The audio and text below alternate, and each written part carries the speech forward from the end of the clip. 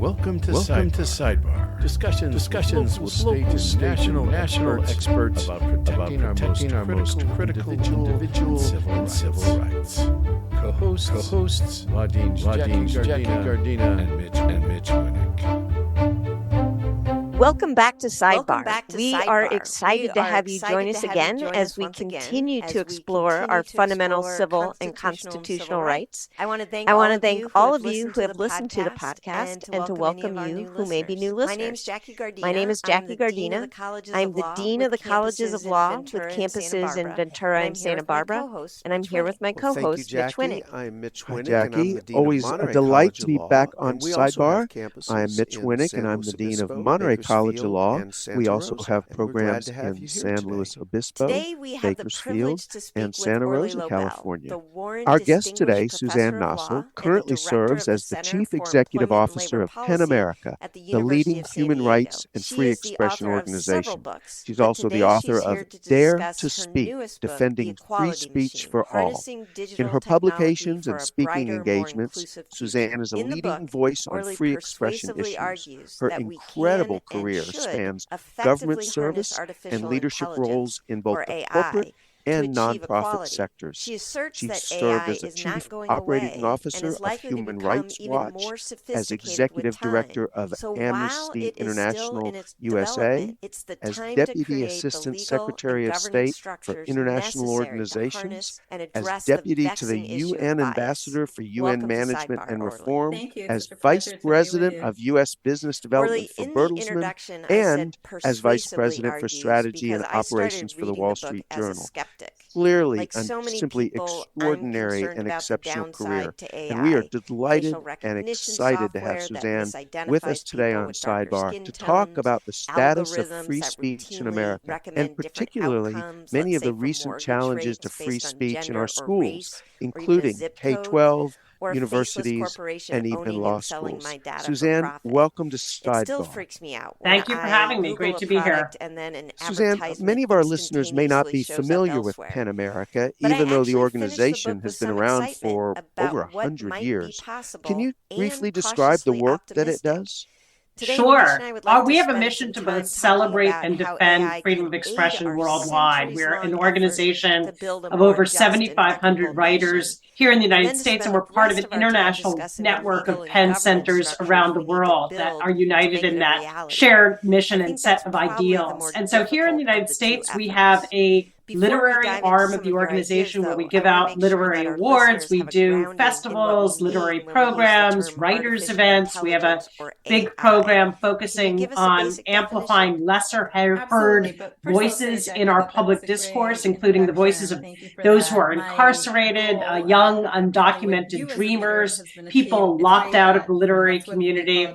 And then we have a robust free expression arm of the organization where we work on a range of global and U.S. issues. Globally, kind of the heart and soul of PEN is work on behalf of imperiled writers, people who are persecuted, prosecuted, jailed, sometimes tortured and killed for what they write. We advocate on their behalf. We seek to secure their freedom. We speak out for them. We help their families, help them get to safety when necessary. And we also spotlight free speech policy issues around the world, censorship in China, restrictions on press freedom and journalists' ability to carry out their work. And then here in the United States, we work on free speech and education, on online harassment, and a whole range of free speech issues.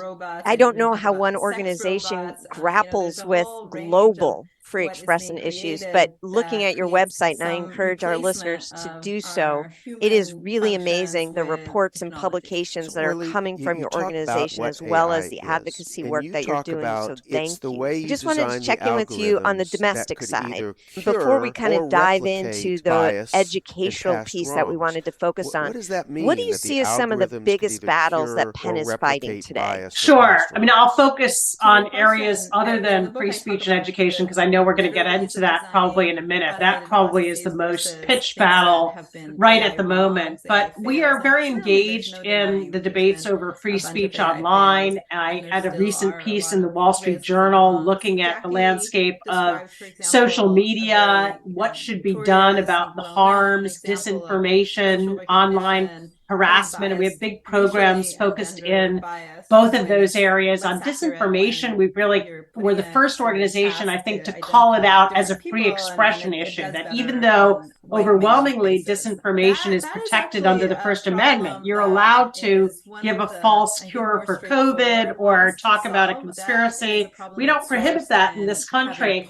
And yet, if you have an information landscape that is flooded with disinformation, the value of free speech erodes. And the way I talk about it is that free speech is not just the ability to say your piece, it's the ability to persuade others, to reach an audience, to make your point, to hear out various points of view, and to engage in discourse. So the value of free speech is undercut in a marketplace where disinformation prevails and drowns out legitimate fact-based discourse. And online harassment, likewise, we deal with as a threat to free expression, because people are driven off social media, journalists and writers in particular, for whom social media can be a professional necessity because of the level of vicious trolling, harassment that can carry over into the real world. Many of those voices are silenced. And so we've developed a very ambitious program working with writers, journalists, and newsrooms to combat that problem.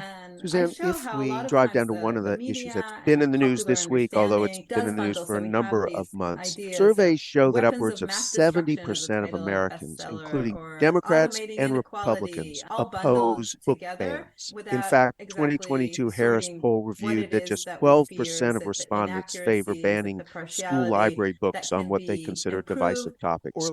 And yet, I just looked at an article that came out this week. There are 13 states, I believe, in which there is pending legislation on banning books. What strategy can be taken, or what strategy is Penn taking to combat these efforts? It is shocking. I sometimes feel like I can hardly recognize my own country. When I first came to PenAmerica, we used to deal with book banning, I'd say with one finger. And I was actually surprised that we still did, that book banning was even a thing anymore, to learn that the organization had to confront it. But, honestly, we would have a couple of incidents a year.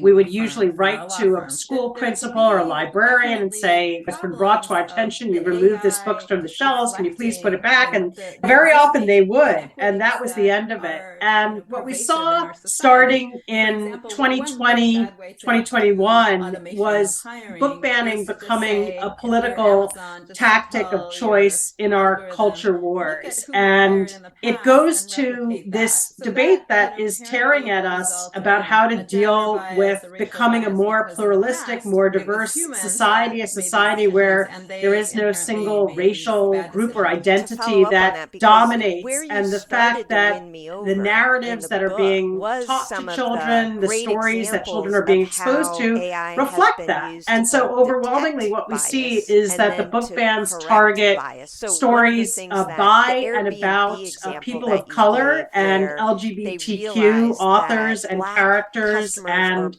narratives. And it is, to my mind, a retrogressive effort to exclude and suppress these narratives, with the idea that if children are exposed to this, they're going to be introduced to the idea of being LGBTQ, and it's going to plant a seed in their minds. Or if they read a story about the civil rights movement, they're going to think America's a bad country. And the thing about the United States is that there have always been debates about how we talk about our history, about how much emphasis we put on social change, how fast social change should move.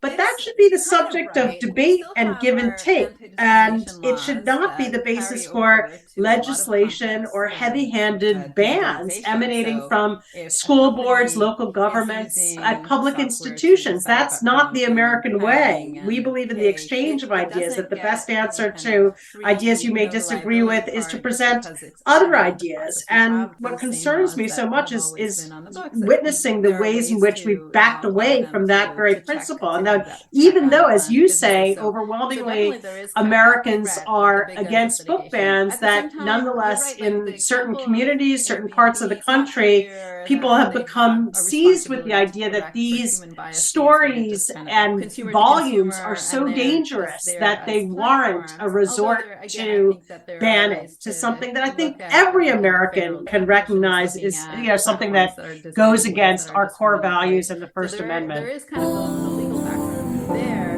but more importantly, I think that the best platforms, the best companies understand that there is. We're going to take a brief break from our discussion with Suzanne Nossel, the Chief Executive Officer of PenAmerica, to hear from our sponsors. The future of law is protecting personal information online. It's ensuring patients' rights are protected. It's knowing how to manage your own business. At the colleges of law, you'll find programs built for change to address whatever the future of the legal industry might bring. The colleges of law, built for change, built for you. Find your future at collegesoflaw.edu. To do that with different kinds of design, like not immediately. Welcome to the future of legal host, intelligence. for example, that Trellis, crime, a human state bias. trial court That's research and something that analytics I solution. celebrate in the Trellis economy offers because, state trial court again, as Jackie records said, for legal for research, centuries we've had with this analysis on belief in judges, market, opposing market. counsel, There's so many verdicts, studies that support motions, that. dockets, Just kind of the and offline legal interactions issues. of people Use in Trellis to workplaces, discover how judges have ruled on similar retail, motions, and accredited or to gain all of the insight different into industries opposing that we counsel, have, but it has prospects, been and very difficult clients. to detect it To and learn even more, detected or to it, request a you Trellis don't have that demo, kind of immediate reach out to Mike design Suarez change at that mike@trellis.law, is available on platforms. or visit our website, trellis.law. Welcome back. We're talking today with Suzanne Nossel. We are going to take a short break to hear from our sponsors, and we'll be I back just want with our to delve a conversation little with bit Orly deeper. Lobel This in is just just a minute. something that You I ought to feel be a so lawyer. strongly How about, many and it's times hard have for you me heard to this from sit your on my relatives, hands during this family, or conversation, coworkers? but I'm So working at what's it. stopping you? One thing San that Luis has Obispo surprised me College about of what's Law going offers on on-site and is hybrid the lack online of evening an classes that outcry. provide you the option The to lack continue of working an outcry while from attending the law school. To learn 70% more who about their support accredited degree access to programs or books to and apply for their ideas next term, and that go free to exchange, slowlaw.org. and the small That's minority who are kind of SLOlaw.org. leading this Your charge. community, And it's a your law charge school, that your isn't future. just at a local level or an Is individual your skill state, level but in is really desktop a software national inhibiting conversation. And productivity you as wrote a a current or really future legal interesting professional? piece Would in an Time elevated magazine understanding of about basic the office so-called technology, parents' such as rights Microsoft Word, movement Excel, and the efforts to PowerPoint, and influence the PDF help K through streamline 12 your workday? education The and Legal what Technology books and Assessment, curriculum are LTA, available. by So I'm ProCertis trying is to a benchmark understand assessment and a this training national platform for law movement's students and all legal goals. professionals. Do you have a sense of Our what it online is they hope to application accomplish? establishes fluency Yeah, I within mean, the most one widely really used tools of interesting the trade. point that I came ProCertis across is in reshaping writing that online piece learning. was Come that check us many out of the at people who are behind this national movement, www.procertis.com. this is not just Welcome back spontaneous. to our This is not just conversation kind of with Orly concerned Lobel. parents One of the delving things into that I their thought kid's was backpack, compelling, pulling and I out a don't book, remember finding if something quite a few wrote it sexually or if it was a explicit, quote saying, from "Ooh, someone else I'm in not your sure if book my son or daughter is about ready the for idea this. that I we've want been to talk trying to the to teacher." change hearts That's and not what minds this for is. What we centuries see and have when it documented comes in to our reports discrimination is that and there are bias. We lists, haven't in been some able to cases, do of it, hundreds but of we can books that are being change passed the around and algorithmic bias banned without having to wholesale go through by that human school systems resistance or that we put often into have to it. proposed legislation as the basis for a book ban. People aren't even reading these books. And so that doesn't just happen spontaneously.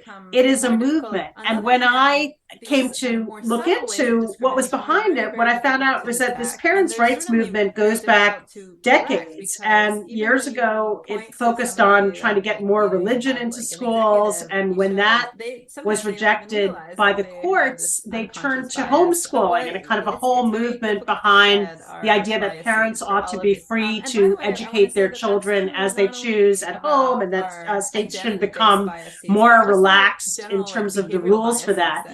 And I think a few years ago, what they saw was an opening to move back into the public schools and to try to control what is happening in public schools and libraries. And I think part of the reason for that opening was this very pitched cultural moment of division over issues of race and gender and identity and inclusion that we've seen in the wake of the murder of George Floyd and then the battle over critical race theory, people being mobilized around the idea that this society is changing too fast and these other people are gaining too much power and control and you have to fight back. So that's one rallying cry. And what that sort of converged with was a lot of frustration over the pandemic and the way that our school systems handled the pandemic, and the fact that kids were out of school for so long that they experienced learning loss. There was a ferocious backlash against schools and teachers, and this kind of catalyzed and kindled a newfangled version of this parents' rights movement, where it's not about, give me the freedom to educate my kids at home if that's what I choose to do, but it's rather, I want to dictate what can and cannot be read in a public school classroom. I'm going to gather together with other people, and there are organizations like No Left Turn in Education or Moms for Liberty that provide people with training, with information. So just one follow-up on that, which is that lack of an outcry by the public when these bans are coming about. And I'm wondering if we could articulate for listeners why it matters to me in California what a Utah school district does, or whether or not African American AP Studies is available in the state of Florida.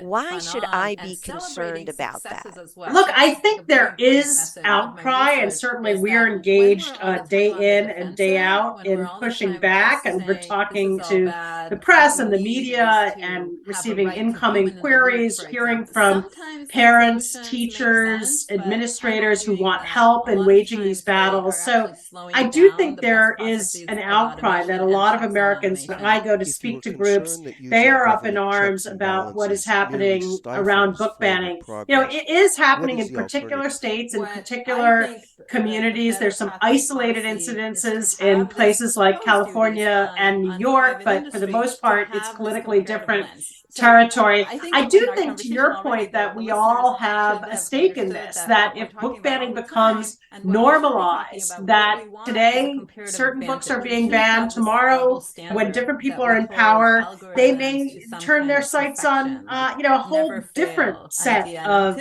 themes and narratives. And so I think when conservatives legitimize book banning, the tables may be turned eventually on them, and religious books or other books that they value may be targeted by bans. I also think what we see is this copycat trend where legislation gets proposed in one place, and because on the conservative side, honestly, they have very well-organized, well-oiled networks where they can propagate legislation, and they're quite disciplined. So people will take a bill that's been introduced in one state and essentially replicate it, oftentimes close to verbatim, could be in a dozen others.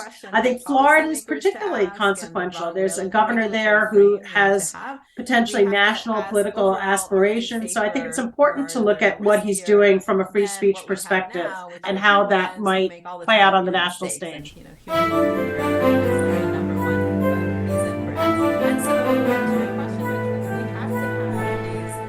We are going to take a short break to hear from our sponsors. The hybrid online JD program at Monterey College of Law offers the flexibility to attend classes remotely. Two factors for me when choosing a law school were that it needed to be accredited and offer an online option. The hybrid program allows me to attend classes remotely, which really helps fit my professional and personal schedule. The program is structured and rigorous and taught by professors currently practicing in the legal field.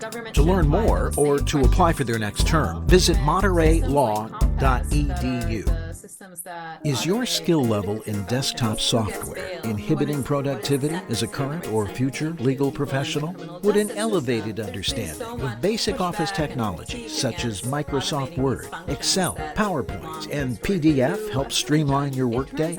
The Legal Technology Assessment, LTA, by ProCertis is a benchmark assessment and a training platform for law students and all legal professionals. Our online application establishes fluency with within the most widely used tools of the trade. Procertus is reshaping online learning. Come check us out at www.procertus.com. We asked him about the Welcome back. application of We AI are to speaking some with functions Suzanne of Nossel, the the judiciary. CEO Not of something he's written PenAmerica, on, but about he has free studied expression judges in for America decades. today. And his answer Suzanne, was, in addition to absolutely, book learning, there'll which be is a some fairly functions in which specific this is activity, perfectly PenAmerica appropriate. tracks what I we must call say, educational surprised me. gag orders, which is an even broader issue. You talked briefly about some of the themes that some of these groups are going after, but tell us a little more about this issue of education gag orders, because that has a much broader implication, I would argue, than even the banning of books, which, like you and Jackie, I'm horrified at that idea. But talk to us a little about educational gag orders. You're right. In terms of the scope of whose expression is affected, that these gag orders are much more far-reaching. So we have documented in our last report more than 54 educational gag orders that have been introduced, more than a dozen of them passed into law. These are pieces of legislation at the state level that ring-fence certain subject areas and put them off limits for discussion and instruction in higher ed and in some cases in secondary school as well. And the genesis of this really is about a backlash against the 1619 project put forward by the New York Times, this very searching examination of American history from the perspective of the origins of slavery and elevating the importance of slavery as a force that determined the direction of the country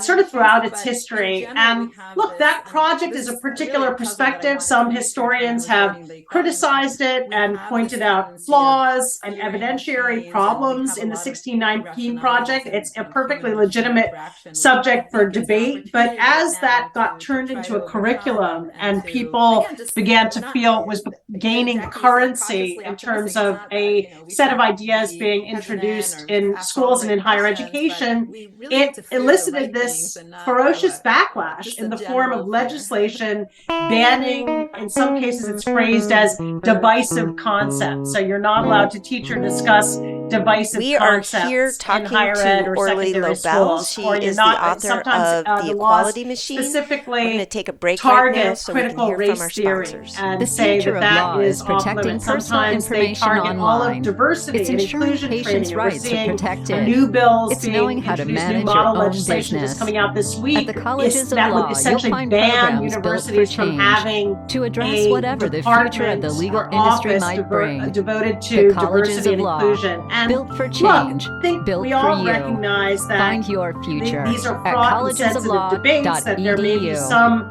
trainings or educational materials that are not well thought Welcome out, to the that may future be of legal tendentious, intelligence. that may be Trellis, out of date, state that trial may court research and trigger analytics solution. counterproductive Trellis offers state dialogues. trial Like, court there are records for legal imperfections in how research, we're grappling with these analysis issues, on but to judges, resort opposing to counsel, legislative verdicts, bans motions, as your dockets, solution to legal say issues. that Use government Trellis to intervention discover how on judges have ruled a on viewpoint-specific similar basis motions, or to gain to insight prohibit into particular opposing concepts counsel, from being taught, prospects, and that is clients. extreme. And To here learn in more, America, that or to cannot request be a the Trellis answer demo, reach out to to Mike even a Suarez very at vociferous mike@trellis.law. debate over what should Or and visit our shouldn't be website, discussed in the Trellis. classroom. You know, we started this conversation out talking about that K through 12 Sailor and the Legal parents' Service rights has been on the movement and how California the Central Coast book since bans and educational 1991, gag orders under the are same being ownership and with the described same in the capable way team. of protecting Sailor is a children. 100% But when we woman-owned get to business. higher If education, you it call isn't Monday a through Friday, parental 8 to rights 5, the movement same that capable is team will moving that answer.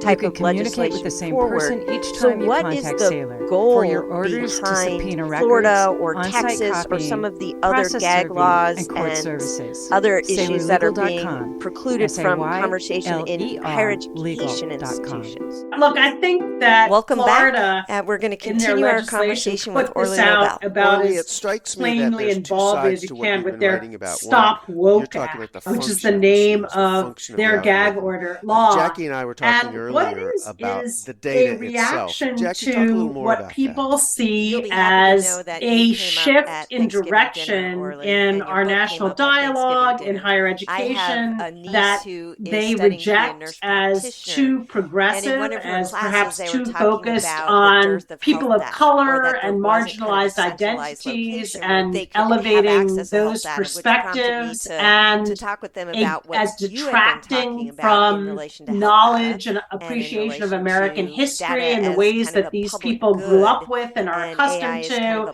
and believe in. And they see it as very threatening. They feel like the education that they had is gone, that the classroom has become overly orthodox, in that if you don't spout liberal or progressive ideas, you may be shut down, or you may feel you can't speak, you can't have a voice on, say, topics like abortion or affirmative action, because the composition, both in terms of faculty and student bodies at most U.S. universities, is overwhelmingly liberal. So it's this sense that the academy has run away in a liberal and progressive direction, and that they want to pull back hard and rein it in. Of course, what we say is if your concern is orthodoxy and the shutting down of ideas, and that certain perspectives are being excluded, surely the answer can't be legislation that does just that. There's some legitimacy to the idea that the campuses are very dominated by liberal perspectives. We have talked to plenty of conservative students who can have a hard time and feel isolated, stigmatized, like their views are not wanted. And that is a real and serious problem. And it's a problem we've been working on at PenAmerica for years. That's kind of where we began, is with a campus free speech program to address largely threats and encroachments on free speech emanating from the left. And we still do that work. We're speaking out all the time. The latest is Hamline University, where the professor had her contract not renewed because she showed a depiction of the Muslim prophet Muhammad, and certain students objected and said this was offensive to Islam, and she was out of a job. And we've been a leading voice rejecting that and calling them out for it. So that remains important, but the answer is not these restrictive viewpoint-based laws. Exactly Then we spent a lot of time talking about the effects of state laws, and in some cases school district policies that have had the most impact on the parental rights movement. Let me shift to a different plane and ask what you think we should be doing or focused on when we appear to have a U.S. Supreme Court that is certainly supporting this different view of free speech, being one that free speech is to not only limit certain types of speech, but now require other types of speech. And someone even argue that they're endorsing this viewpoint with their lean towards the right and religious conservatism. What can we do about that, or what should we be watching or saying about that? I mean, it's a very good question. The court this term will hear some really important free speech cases. There are several cases dealing with social media and the limits of free speech. There are laws in Florida and Texas that have been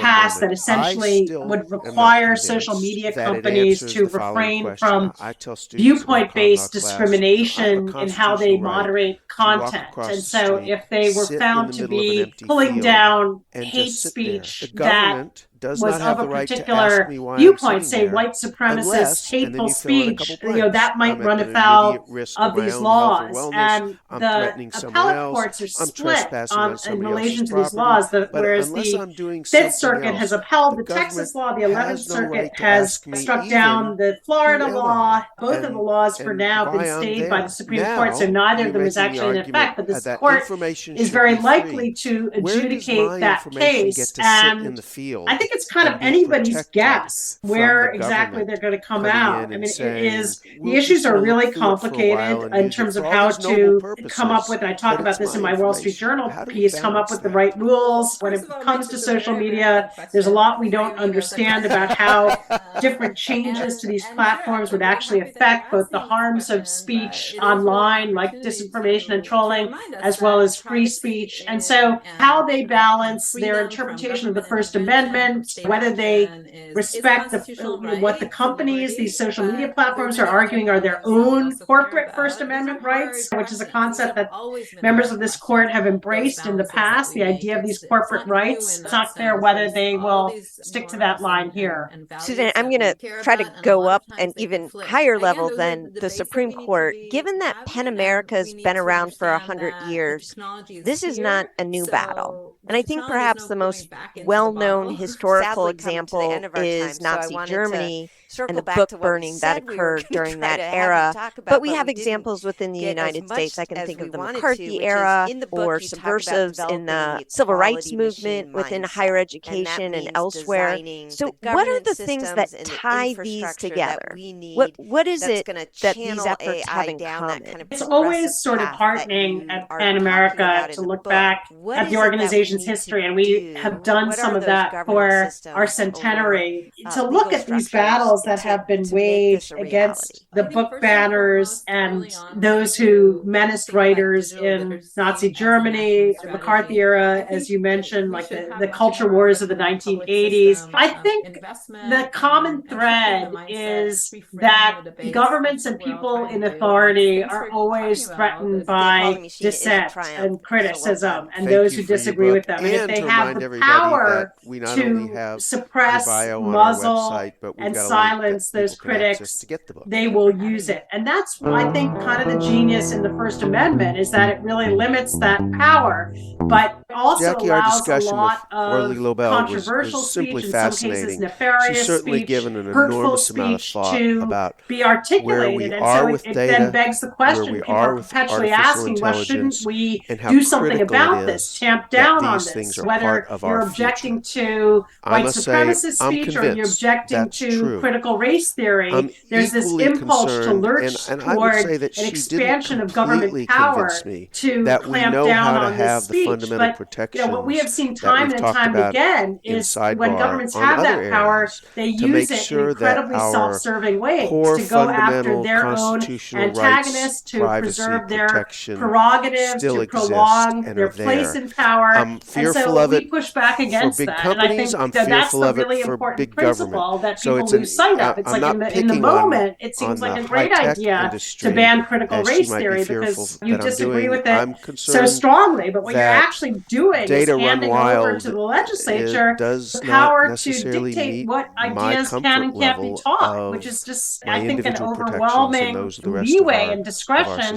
that they don't deserve, and that's not well placed in their hands. That's a very American view. Area we like based to bring on our towards the end of each of our programs. I think culturally and constitutionally, Americans have a very different view of privacy than someone in a state that has a National Health Service where they go to the government and all their data is available to the government. So I was glad that she we all must have a role to play. Declared that because I think it was a really important to be part of organized efforts, to join an organization like PenAmerica, as we talked about a little while ago. This is not a fight that's being waged by individuals spontaneously. It has to be organized, so we really need that support. I think in your role as educators and law deans, it's extremely important to ensure that the students don't walk out of their education without a deep understanding of free speech and the First Amendment, and also how it meshes with racial justice, gender justice. Sometimes they see free speech as inimical to those principles and ideals. They think that restrictions on speech are necessary to protect people, to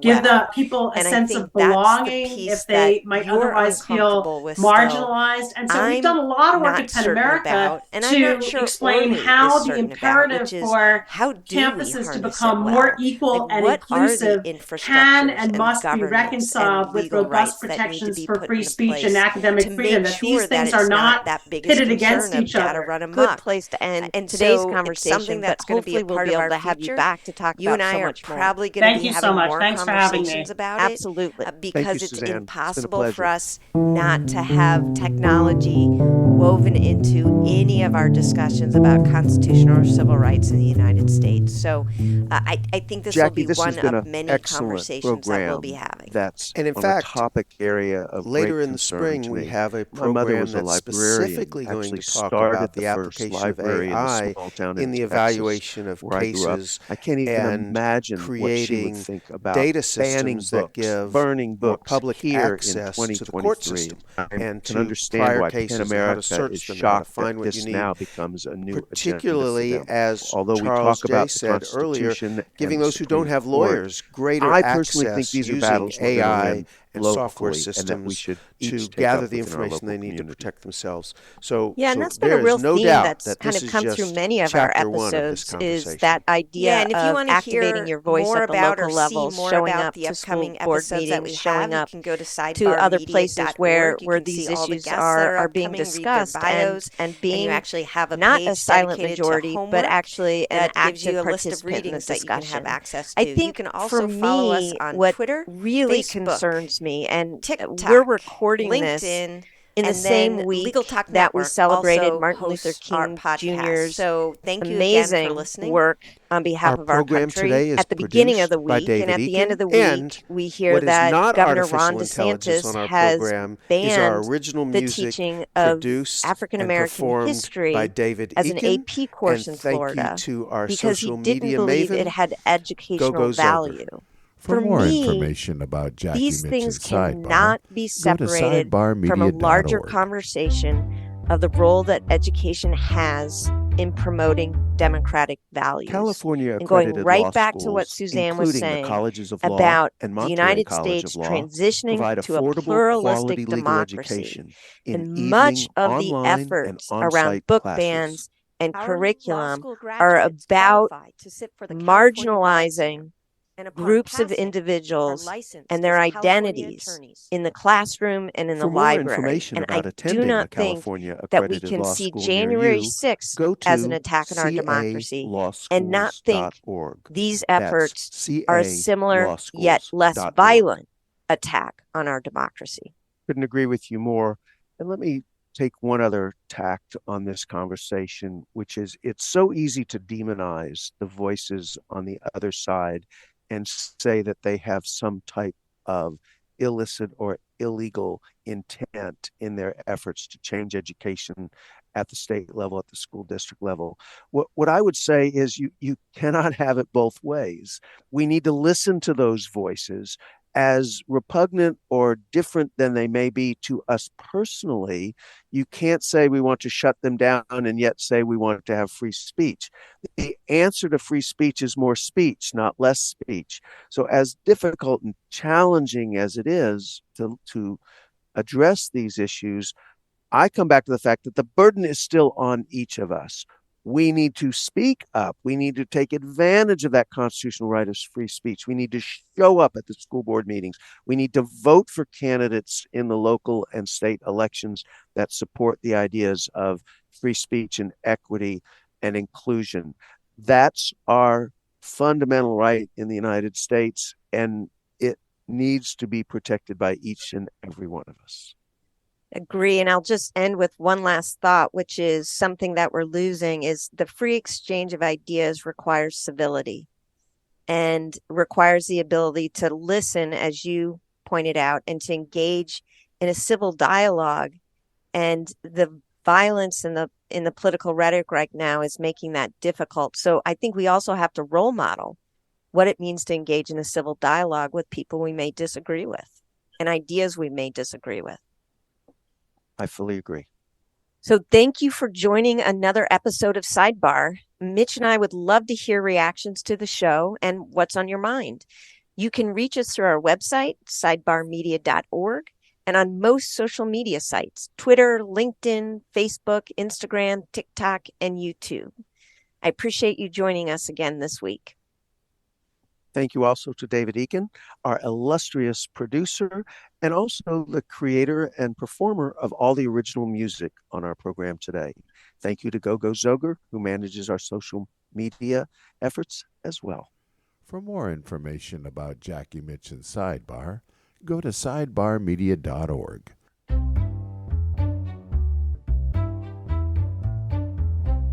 Colleges of Law and Monterey College of Law are part of a larger organization called California Accredited Law Schools. All of our schools are dedicated to providing access and opportunity to a legal education to marginalized communities. For more information about the California Accredited Law Schools, go to calawschools.org. That's calawschools.org.